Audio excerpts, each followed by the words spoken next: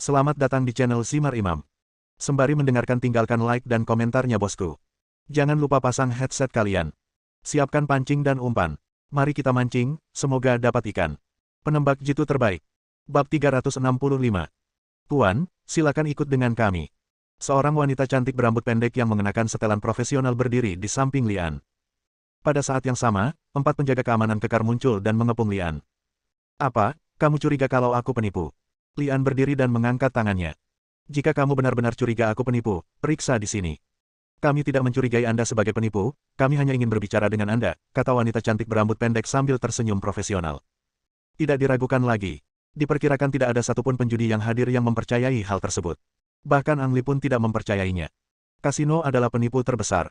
Kasino akan membiarkan Anda memenangkan sejumlah uang, tetapi tidak akan pernah membiarkan Anda benar-benar memenangkan banyak uang dan pergi.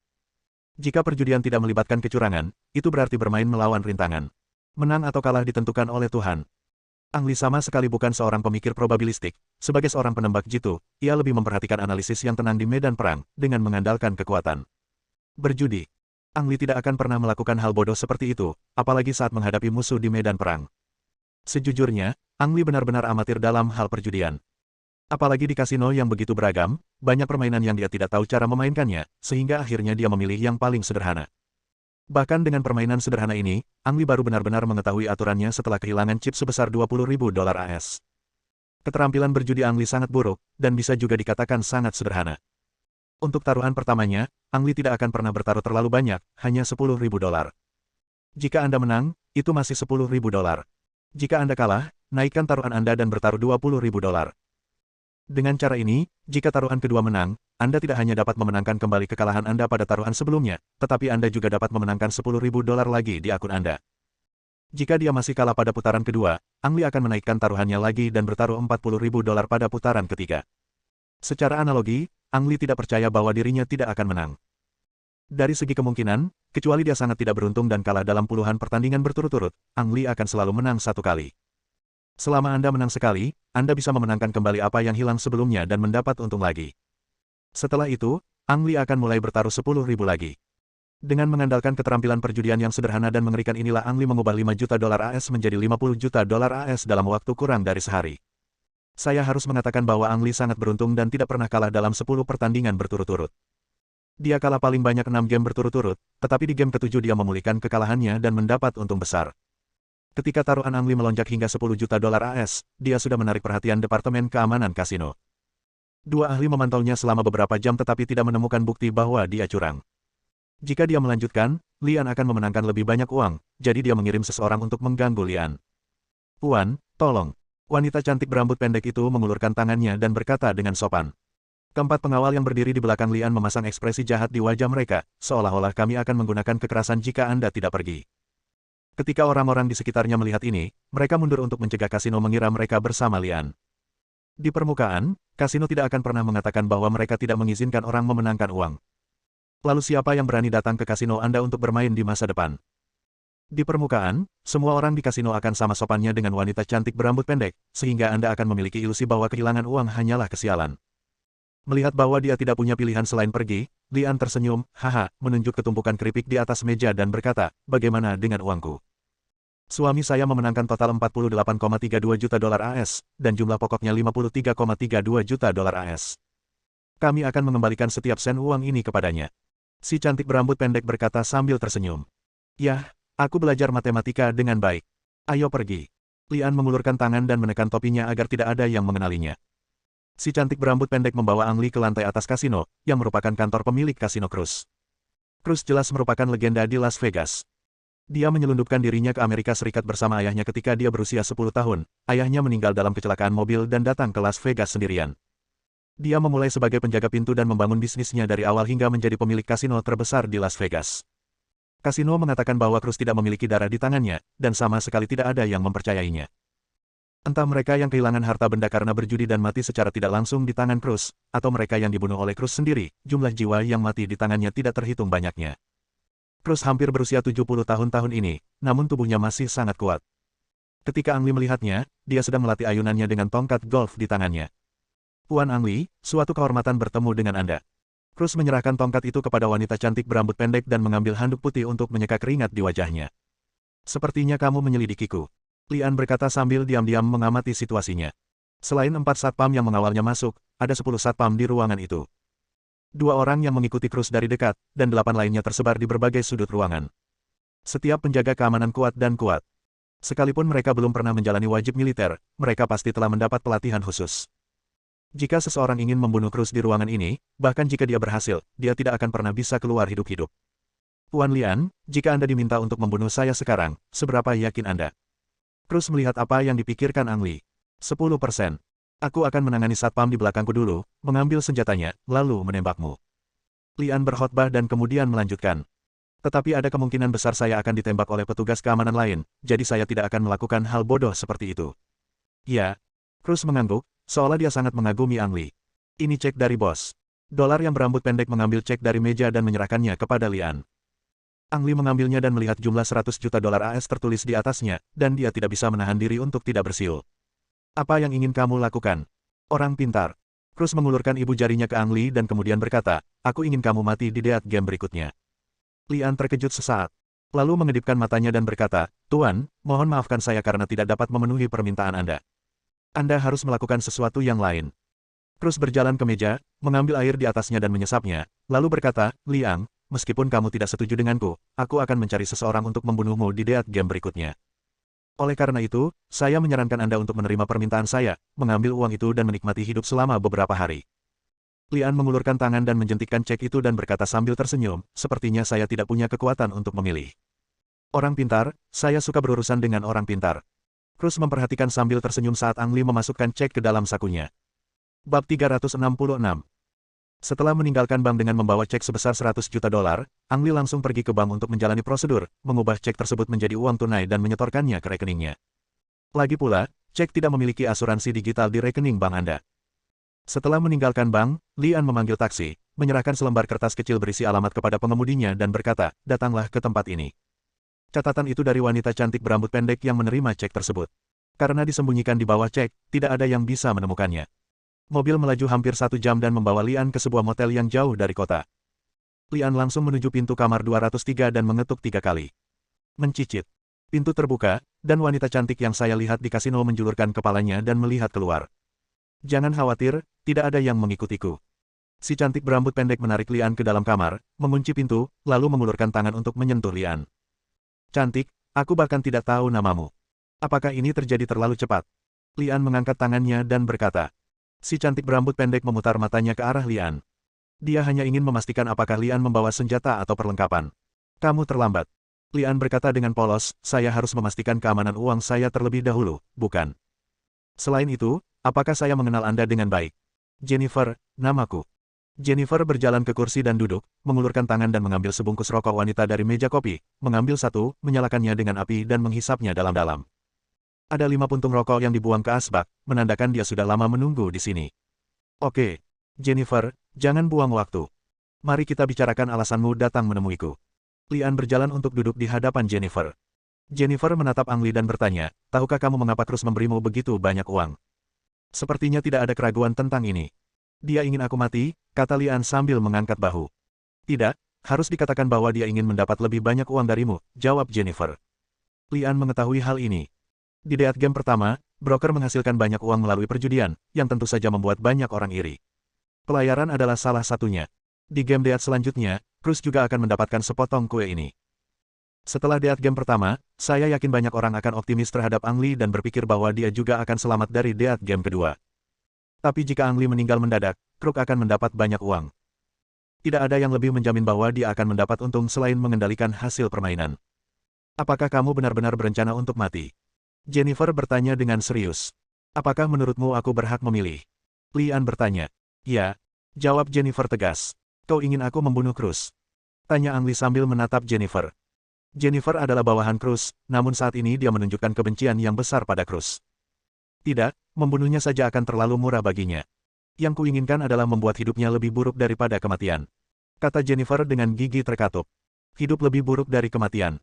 Betapa wanita ini sangat membenci Cruz. Aku tahu apa yang kamu pikirkan. Jika kamu seperti aku dan ayahmu dipaksa mati oleh Cruz melalui konspirasi dan ibumu ditempati oleh Cruz, maka kamu akan membencinya sama seperti aku. Suara Jennifer tenang, namun dipenuhi amarah yang tak terhingga. Baiklah. Ang Li yakin Jennifer dan Cruz punya perseteruan sumpah. Karena kamu tidak ingin aku membunuh Cruz, apa yang kamu ingin aku lakukan? Ang Li bertanya dengan rasa ingin tahu. Aku ingin kamu hidup. Jawab Jennifer. Oke, aku mengerti. Lian tersenyum tipis. Ini bukan hal yang mudah untuk dilakukan. Cruz tidak akan pernah sebodoh itu dengan berpikir bahwa memberi dirinya 100 juta dolar akan membuatnya mati dengan rela. Dia harus memiliki persiapan cadangan untuk memastikan bahwa dia pasti akan mati di game kematian kedua. Cruz adalah orang yang rakus. Dia pikir dialah yang mengendalikan hasilnya. Ketika semua orang mengira dia akan hidup, dia akan mempertaruhkan semua harta miliknya dan bahkan meminjam sejumlah besar uang dari bank sebagai hipotek di kasino. Jika rencana Cruz gagal, dia akan kehilangan segalanya dan menjadi tunawisma tanpa apa-apa. Inilah yang diinginkan Jennifer. Untuk memaksa Cruz mati dengan cara yang sama seperti Cruz memaksa ayahnya mati, atau membuat hidupnya lebih buruk dari kematian. Sebenarnya sangat sederhana. Jennifer berkata sambil mengeluarkan tas arsip dari bawah tempat tidur dan menyerahkannya kepada Lian. 5 orang di sini adalah orang cadangan Cruz. Dia menyewa 5 penembak jitu untuk berpartisipasi dalam permainan kematian untuk memastikan bahwa Anda akan mati. Ang Li mengambil informasi itu dan melihatnya. Kelima orang itu adalah Dempsey, Jonas, Nick, Eno, dan Bert. Kelimanya termasuk dalam 10 penembak jitu teratas di daftar dasar. Dapat dikatakan bahwa kekuatan setiap orang sangat luar biasa, dan bahkan lebih menakutkan lagi ketika mereka bergabung. Setelah menelusuri informasi sebentar, Ang Li bertanya, metode apa yang digunakan Cruz untuk membuat mereka mematuhi perintahnya. Biaya tenaga kerja sebesar 100 juta dolar AS per orang akan dibayar di muka, dan sisanya akan diselesaikan setelah tugas selesai. Lian tidak bisa menahan diri untuk tidak bersiul. Dengan 100 juta dolar per orang, 5 orang bernilai 500 juta dolar. Ditambah 100 juta dolar miliknya sendiri, Cruz telah membuang 600 juta dolar. Tindakan yang murah hati. Ang Li bernilai 100 juta dolar AS. Jika Anda bisa membunuhnya di game kematian, Anda bisa mendapatkan 100 juta dolar AS. Kini, Cruz telah mengeluarkan 600 juta dolar, yang cukup membuktikan tekadnya untuk mengendalikan hidup dan mati Ang Li. Saya tahu ada seorang hacker di samping Anda, dan tidak sulit menemukan kelima orang ini. Selama kamu bisa membunuh 5 dari mereka sebelum dead game berikutnya dimulai, rencana Cruz akan gagal. Kata Jennifer. Ang Li tersenyum dan berkata, jika kelima orang ini mati sebelum permainan kematian dimulai, apakah menurut Anda Cruz akan tetap menjalankan rencana awalnya? Jennifer tertegun sejenak. Mengapa dia tidak memikirkan masalah ini sebelumnya? Cruz adalah rubah yang sangat licik. Apalagi 5 orang mati pada saat bersamaan, bahkan jika 1 orang mati mendadak, dia bisa saja membatalkan rencananya. Dalam hal ini, Cruz hanya akan kehilangan paling banyak 600 juta dolar. Bagi Cruz, yang berkantong tebal, 600 juta dolar tidak akan menggores permukaannya. Jangan khawatir, aku akan membunuh 5 orang ini. Namun, bukan sebelum game kematian dimulai, tapi setelah game kematian dimulai. Lian tersenyum. Jennifer berseru, apa, kamu yakin tentang itu? Pada saat yang sama, Lian tidak berani mengatakan bahwa dia benar-benar percaya diri melawan 5 penembak jitu yang berada di peringkat 10 besar di daftar dasar. Kamu harus mencobanya. Mata Jennifer tiba-tiba menjadi basah, dan dia berkata dengan penuh rasa terima kasih, terima kasih. Sama-sama. Ini hanya untuk diriku sendiri, karena aku belum ingin mati. Bab 367. Dem, Jonas, Nick, Heno, Bert. Lian menuliskan nama dan penampilan kelima orang tersebut, serta ciri kepribadian masing-masing. Ang Li tidak akan sopan kepada siapapun yang ingin membunuhnya. Termasuk pesiar. Jika rencananya gagal dan Cruz tidak memilih mati, Ang Li tidak keberatan memberinya tumpangan. Jennifer dan Ang Li membahas masalah remunerasi. Jennifer telah menghemat banyak uang dengan bersama Cruz selama bertahun-tahun, termasuk 2 juta dolar AS. Dibandingkan dengan uang yang diberikan Cruz kepada Ang Li, 2 juta dolar AS itu hanya sebagian kecil. Ang Li tidak mengambil uang sepeser pun dari Jennifer, melainkan hanya meminta ciuman sebagai bayarannya. Bagi Ang Li, penerima manfaat terbesar dari rencana ini adalah dirinya sendiri. Jika nyawa Anda hilang, uang sebanyak apapun tidak dapat membelinya kembali. Dalam beberapa hari berikutnya, Ang Li menjalani kehidupan mabuk di Las Vegas. Tentu saja, semua ini dirancang untuk Cruz, sang broker, dan orang-orang yang memata-matainya. Sejujurnya, Ang Li memang tidak pandai menghamburkan uang. Misalnya, dia awalnya berencana kehilangan 5 juta dolar di kasino, namun akhirnya menghasilkan hampir 50 juta dolar. Ditambah dengan uang yang diberikan Cruz, Ang Li memiliki 100 juta dolar AS di kantongnya. Dalam pandangan Ang Li, dia telah menghabiskan uang dengan sangat gila-gilaan, tetapi ketika dia melihat saldo rekeningnya beberapa hari kemudian, dia menemukan bahwa jumlahnya kurang dari 100 ribu dolar. Oh, ternyata mengeluarkan uang itu tidak mudah, bahkan sedikit menyakitkan. Pada akhirnya, Ang Li hanya bisa mengemas suasana hatinya dan memilih meninggalkan Las Vegas. Percaya bahwa permainan kematian akan segera dimulai, dia ingin bertemu seseorang, Ali, sebelum permainan dimulai. Jadi saya membeli tiket dan terbang ke Arab Saudi. Jerman. Di dalam Angel Manor. Natasha mengenakan gaun putih dan duduk di taman untuk berjemur. Setelah berbulan-bulan pemulihan, Natasha tampak baik-baik saja, tidak ada tanda-tanda peluru yang hampir membuatnya mati. Saya melihat Philip, mengenakan setelan kecil dan berpakaian seperti pria muda, berjalan mendekat. Natasha berdiri dan mencium Philip dengan penuh gairah. Natasha, aku di sini untuk mengucapkan selamat tinggal padamu, kata Philip sambil tersenyum. Di mana? Tanya Natasha heran. Dalam beberapa bulan terakhir, Philip berada di sisinya setiap hari. Tiba-tiba mendengar bahwa Philip pergi membuatnya merasa sedikit kecewa. Ini hanya perjalanan ke luar negeri. Ini urusan bisnis. Aku akan kembali dalam beberapa hari. Philip tersenyum. Natasha adalah gadis yang cerdas. Melihat Philip tidak memiliki jawaban yang jelas, dia berhenti bertanya dan hanya bertanya, kalau begitu berhati-hatilah dan ingatlah untuk menelepon saya. Baiklah, baiklah. Philip mencium kening Natasha dengan lembut dan melanjutkan, istirahatlah dulu, dan aku akan berbicara sedikit dengan Bibi Lee. Oke.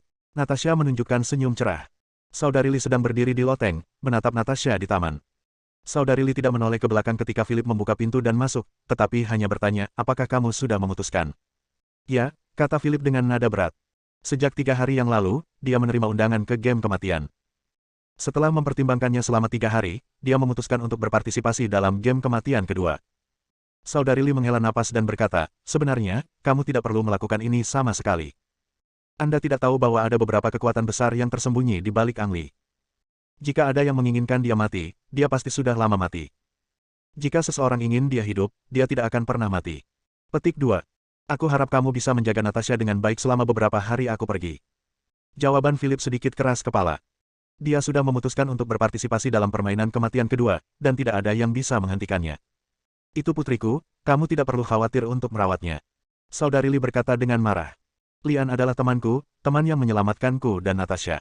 Aku melakukan ini untuk membalas budi. Saudari Lee menghela napas, saya tidak akan menghentikanmu jika kamu ingin pergi, tetapi kamu harus berjanji padaku satu hal. Anda harus kembali hidup-hidup. Kalau tidak, Natasha akan sedih. Petik 2. Saya berjanji. Philip memberi hormat, berbalik, berjalan ke bawah, dan kembali ke taman. Sebelum berangkat, dia harus membahagiakan Natasha. Su Xiaomei membawa Lincoln yang diperluas ke sebuah rumah milik keluarga Su di Inggris. Begitu mobil berhenti, Su Fu muncul di pintu mobil dengan mengenakan pakaian kepala pelayan Inggris dan membukakan pintu untuk Su Xiaomei sendiri. Ini adalah pertama kalinya Su Xiaomei bertemu Su Fu setelah deat game pertama. Paman Fu, terima kasih atas apa yang terjadi terakhir kali. Su Fu sedikit tersanjung dan berkata, merupakan suatu kehormatan bagi Su Fu untuk dapat melakukan ini untuk Nona. Dia berhenti sejenak dan kemudian berkata, namun, saya khawatir Su Fu tidak dapat berpartisipasi game kematian kedua. Kelopak mata Su Xiaomei sedikit tenggelam, menyadari pasti ada sesuatu yang tersembunyi di dalamnya. Su Fu melihat kembali ke rumah bangsawan besar itu, dan kemudian berkata, kualifikasi saya untuk berpartisipasi telah dicabut. Su Xiaomei mengerti. Orang yang dapat mengambil kualifikasi Su Fu untuk berpartisipasi ada di dalam, dan orang ini adalah seseorang yang tidak dapat disinggung oleh Su Fu. Saya mengerti. Tidak peduli apa, saya masih ingin mengucapkan terima kasih. Setelah Su Xiaomei mengatakan itu, dia berjalan menuju rumah. Ada banyak pelayan di istana. Su Xiaomei hanya berbicara dengan Su Fu dan menutup mata terhadap orang lain. Dia jarang datang ke istana ini, dan jika dia tidak memiliki misi untuk datang ke Inggris, dia tidak akan muncul di sini. Meski tidak muncul setahun sekali, sebagai putri keluarga Su, ia tetap mendapat tempat di istana besar ini. Kamar tidurnya ada di lantai 2, jadi setelah masuk, dia langsung berjalan ke lantai 2. Mencicit. Pintu dibuka dan tirai ditutup, menyebabkan ruangan menjadi gelap. Su Xiaomei sedikit mengernyit dan mengulurkan tangan untuk menyalakan lampu, hanya untuk menemukan bahwa tidak ada listrik, jadi dia masuk ke dalam rumah dan menutup pintu. Setelah pintu ditutup, tidak ada apapun yang terlihat di dalam ruangan. Sutra. Bang. Ledakan. Ledakan. Terdengar suara perkelahian di kegelapan, dan semuanya terhenti hingga tirai tiba-tiba terbuka. Tempat tidur kayu solid Inggris roboh, kursi hancur berkeping-keping, tempat lilin perak pecah menjadi 3 bagian, belum lagi yang lainnya. Dapat dikatakan bahwa tidak ada satupun barang yang lengkap di seluruh ruangan, dan itu telah menjadi reruntuhan. Berdiri di reruntuhan adalah seorang wanita berpakaian hitam memegang sepasang belati perak di kedua tangannya. Wanita itu sangat cantik, tetapi tidak ada rambut di kepalanya. Selain itu, dia memegang pedang di kedua tangannya, yang memberinya aura jahat. Pipinya agak merah dan napasnya pendek, tanda aktivitas fisik berlebihan. Di sisi lain, pernapasan Su Xiaomei stabil dan tangan kosongnya tidak menimbulkan kerusakan apapun. Liu Pingping, sepertinya aku tidak mengundangmu untuk datang ke rumahku, kan? Su Xiaomei berkata dengan wajah dingin. Bab 368. Ekspresi cemberut di mata Liu Pingping tiba-tiba menghilang, dan dia menoleh ke wajah yang tersenyum dan berkata, saudari, kita tidak bertemu satu sama lain selama 5 tahun, tidakkah kamu menyambutku sama sekali? Itu benar. Liu Pingping adalah adik perempuan Su Xiaomei. Seperti keluarga Su, keluarga Liu memiliki lebih dari 3 generasi orang yang melayani jiwa naga. Keduanya adalah anggota pelatihan yang ditargetkan jiwa naga dan dilatih di tempat yang sama. Karena Liu Pingping hanya 2 hari lebih muda dari Su Xiaomei selalu menjaga Liu Pingping sebagai saudara perempuannya. Hubungan mereka berdua sangat baik saat itu, dan perkataan mereka sebagai saudara perempuan memang benar adanya. Dalam latihan, keduanya saling membantu dan mendorong satu sama lain untuk berkembang. Kapan hubungan keduanya mulai berubah? Mungkin tes terakhir. Saat itu keduanya merupakan pesaing, dan mereka yang berhasil lulus penilaian akan menjadi anggota resmi Dragon Soul, namun hanya ada satu kuota. Mereka yang gagal tidak hanya harus menunggu hingga penilaian tahun depan, tetapi juga akan dihukum berat. Selama penilaian, Su Xiaomei mempertimbangkannya dari sudut pandang saudara perempuannya dan awalnya ingin memberikan satu-satunya tempat kepada Liu Pingping. Akibatnya, Liu Pingping didiskualifikasi karena menggunakan obat-obatan terlarang selama penilaian. Setelah itu, Su Xiaomei secara alami menjadi anggota resmi jiwa naga, dan jalur antara dia dan Liu Pingping dipisahkan. Su Xiaomei tidak tahu hukuman apa yang diterima Liu Pingping nanti, tapi dia tahu bahwa pihak lain membencinya sejak saat itu. Karena Liu Pingping selalu mengira Su Xiaomei lah yang melaporkannya. Tidak terlihat selama 5 tahun. Ketika mereka bertemu lagi, Su Xiaomei dapat merasakan bahwa Liu Pingping telah berubah total. Liu Pingping awalnya memiliki rambut hitam yang indah, tetapi sekarang kepalanya botak. Bukan hanya tampilannya saja yang berubah, tapi juga interiornya. Liu Pingping memancarkan aura yang membuat orang menjauh darinya. Itu tidak bisa disebut jahat, tapi rasanya sangat buruk. Jika kamu ingin tinggal, tinggallah di sini. Kamar ini disediakan untukmu, kata Su Xiaomei dan berjalan keluar. Su Xiaomei, apakah kamu tidak ingin tahu mengapa aku datang ke sini? Liu Pingping tiba-tiba berteriak. Su Xiaomei sepertinya tidak mendengar dan terus berjalan ke depan. Liu Pingping mencibir dan berteriak, Anda menebaknya dengan benar, tempat Su Fu di game kematian kedua diambil oleh saya. Para atasan sangat tidak puas dengan tindakan Anda. Tujuan mengirim saya untuk berpartisipasi dalam game kematian kali ini adalah untuk membunuh Ang Li dan mencegah cincin jiwa naga jatuh ke tangan orang lain. Petik 2. Su Xiaomei hanya berhenti sebentar di depan pintu, membuka mulutnya dan berkata, karena itulah yang dikatakan di atas, maka kamu harus melakukan apa yang dikatakan di atas. Tidak perlu melapor kepadaku. Setelah mengatakan itu, dia membuka pintu dan keluar. Bang! Ketika pintu ditutup, Liu Pingping langsung marah dan berteriak, Su Xiaomei, kamu selalu seperti ini. Dia jelas sangat peduli, tapi dia selalu berpura-pura tidak peduli. Mendengus. Aku tahu kamu tidak ingin anak laki-laki bernama Lian itu mati, tapi semakin kamu peduli padanya, semakin aku ingin membunuhnya. Petik 2. Ketika Su Xiaomei mendengar tangisan Liu Pingping di dalam kamar, hatinya sedikit bergetar, dan dia diam-diam berkata, Lian, kali ini kamu hanya bisa mengandalkan dirimu sendiri. Saya harap kamu bisa bertahan. Nona. Su Fu berdiri di samping Su Xiaomei dan memanggil dengan lembut, dan melihat ke kamar tempat Liu Pingping berada. Maaf, tuanlah yang memintanya untuk tinggal di sini. Tidak masalah. Su Xiaomei memaksakan senyum dan melanjutkan, bantu aku memberi hormat ke mobil. Aku akan tinggal di hotel saja. Ya. Su Fu membungkuk dan menjawab. Rusia. Apa? 8 juta dolar. Brengsek, kenapa kamu tidak mati? John menekannya dan keyboardnya hancur. Karena John hanya berada di peringkat-peringkat penembak jitu dunia, dia sama sekali tidak memenuhi syarat untuk mendaftar ke game kematian kedua. Jika ingin berpartisipasi, Anda hanya dapat membeli dari mereka yang telah memenuhi syarat untuk memasuki game kedua di game pertama. Baru saja, dia akhirnya berhasil menghubungi seseorang secara online yang ingin menjual kualifikasinya, namun orang tersebut meminta 8 juta dolar AS. Belum lagi 8 juta dolar, John bahkan tidak punya 8 dolar sekarang. Hei, keyboard mekanis itu sangat mahal. Administrator warnet segera muncul di hadapan John. John memelototi orang lain dan berteriak, apa yang kamu teriakkan? Bukankah itu hanya keyboard yang rusak? Bukankah saya sudah bilang saya tidak akan membayarnya? Pergi dan ambilkan aku sepasang sepatu baru, dan kita akan memeriksanya bersama nanti. Petik 2. Administrator warnet memberi John keyboard baru, tapi tetap menatapnya seperti pencuri. Yah, sepertinya aku hanya bisa mendapatkan pekerjaan tentara bayaran dulu, kalau tidak aku takut aku akan mati kelaparan di tempat yang mengerikan ini. John menghela nafas secara diam-diam, membuka situs web tersembunyi, dan mulai melamar pekerjaan tentara bayaran. Markas besar pasukan khusus gigi naga. Ujung jari telunjuk Zhou Yutong di tangan kanannya terus menggenggam meja dengan ringan. 3 menit yang lalu, sistem pertahanan tim Dragon Tooth diserang lagi. Tidak ada yang hilang kali ini, tapi ada email tambahan di kotak masuk email pribadi Zhou Yutong. Setelah dibuka, itu adalah undangan untuk berpartisipasi dalam Death Game. Surat undangan inilah yang membuat Zhou Yutong merasa malu. Dia ingin membantu Lian, tapi identitasnya sangat istimewa. Jika ada yang memanfaatkannya maka akan menimbulkan masalah bagi dirinya sendiri, tim gigi naga, dan negara. Setelah berpikir 2 kali, Zhou Yutong mengetuk tombol hapus untuk menghapus undangan. Lian, kamu adalah putra mereka, aku yakin kamu akan selamat. Arab Saudi.